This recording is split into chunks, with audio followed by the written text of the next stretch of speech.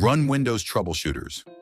A built-in Windows tool functions to automatically detect and solve problems related to update installations. The built-in tool serves to identify problems that block KB5051989 from being installed while fixing them automatically. Type troubleshoot in Windows search and hit enter. Select other troubleshooters. Find Windows Update from the list and click Run. The troubleshooter will automatically scan your system for potential problems and display any issues it finds. Repeat the process with Network and Internet Troubleshooter. If the troubleshooter finds any issues, it will provide recommended solutions. Follow the on-screen instructions and restart your computer. Pause and unpause updates. If your update fails at some point during download, this trick might help you.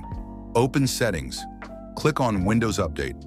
Click on the drop-down menu and select Pause Updates for 1 week or another time period. Restart your computer. Go back to Windows Update and click Resume Updates.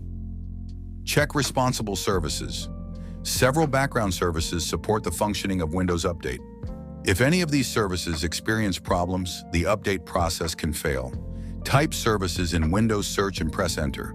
In the Services window, locate and double-click on the following services one by one. If these are already running, right-click and hit Restart. Windows Update Background Intelligent Transfer Service, BTES. Cryptographic services for each service.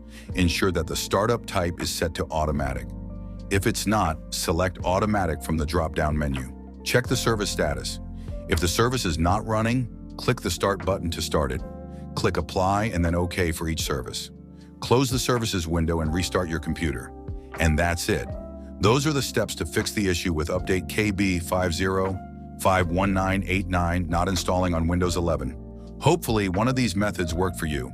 If not, you might want to consider contacting Microsoft support for further assistance.